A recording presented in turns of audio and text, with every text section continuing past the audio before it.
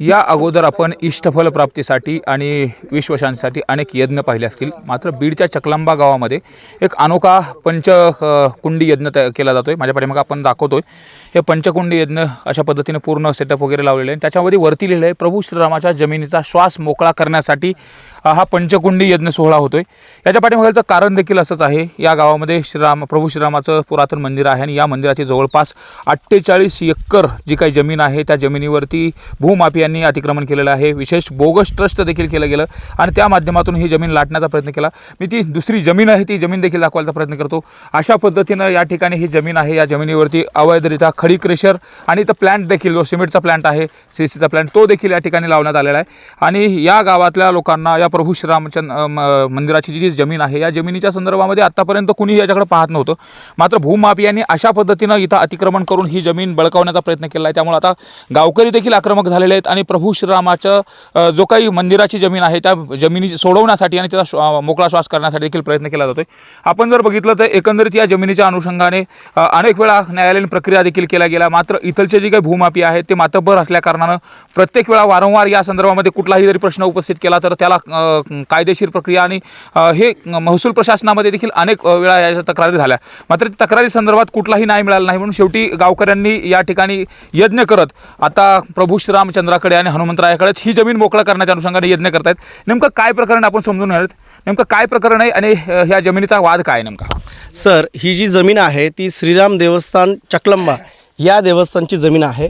या जमिनीवर गावातला एक व्यक्तीनं अनधिकृतरित्या कब्जा केला आणि ती कब्जा करून ही जमीन एका अनधिकृत कंपनीला लीजवर देण्यात आली। या जमिनीचे सर्व मालकी हक्क आजही श्रीराम देवस्थान चकलंबा या नावाने आहे। झालं असं होतं की 30-40 वर्षापूर्वी या जमिनीची देखभाल करणारे दायमा नावाचे एक सदग्रस्त होते आणि ते या जमिनीची देखभाल करत असत। कालांतराने त्यांचा मृत्यू झाला आणि मृत्यू झाल्यानंतर ते कुटुंब विस्थापित होऊन राजस्थानला गेलं आणि त्या राजस्थानला गेल्यानंतर या जमिनीला देखभाल करणारं कुणी राहिलं नाही। म्हणून या गावातल्या काही लोकांनी संगनमत करून या जमिनीवर कब्जा केला। कब्जा केल्यानंतर या जमिनीचे खोटे कागदपत्र तयार केले। खोटे कागदपत्र तयार करून ह्या जमिनीची लीज ॲग्रीमेंट एका खाजगी कंपनीला देण्यात आलं। हे लीज ॲग्रीमेंटसुद्धा खोटं आहे। या संदर्भात आम्ही धर्मदाय आयुक्तालयाच्या न्यायालयासमोर सुद्धा आम्ही हजर आहोत। मात्र न्यायालयीन लढाई लढली गेली, तिथं काय झालं नेमकं? सध्या न्यायालयीन लढाईमध्ये त्यांनी स्वतः जे काही पिटिशन दाखल केलं होतं त्याची विड्रॉल पिटिशन त्यांनी दाखल केलेलं आहे। येणाऱ्या पुढल्या तारखेला त्यामध्ये ऑर्डर होणार आहे।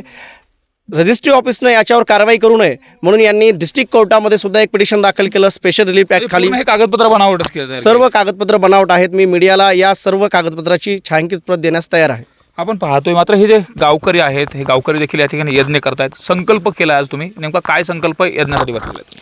संकल्प म्हणजे असा आहे की गेले 2 वर्षापासून 2023 पासून हे अनधिकृतपणे ही जी कंपनी चालवली जाते इथं एकर जमीन आहे, वाद काय नेमका? ही टोटल 49 एकर क्षेत्र आहे आणि या क्षेत्रावर ही जी कंपनी आणून ठेवलेली आहे।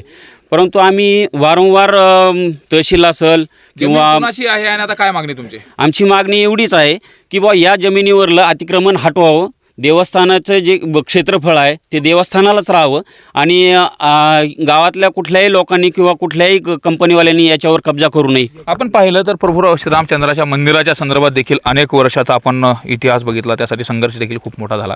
मात्र चकलंबा गावामध्ये देखील प्रभू श्रीरामची जी काही जवळपास 49 एकर गावकरी म्हणतात ती जमीन आहे, ती जमीन तिचा श्वास मोकळा करण्यासाठी देखील संघर्ष करावा लागतो आणि त्याच अनुषंगानं आता आपण मोठ्या प्रमाणात पाहतो की इथे यज्ञ आणि हवन केले जाते।